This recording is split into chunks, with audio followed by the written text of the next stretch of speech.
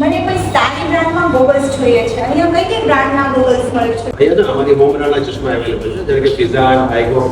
અહીંયા તમે આવશો ને તો વોગના ચશ્મા અવેલેબલ છે, રેપરના ચશ્મા અવેલેબલ છે. આ બધી રેન્જ તમારા સુટેબલમાં or as a ladies female model બહુ સારા મોડલ અવેલેબલ છે.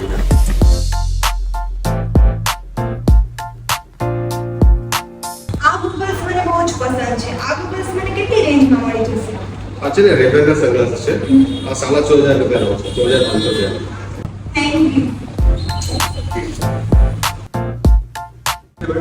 શું કહેવું શું પ્રોબ્લેમ?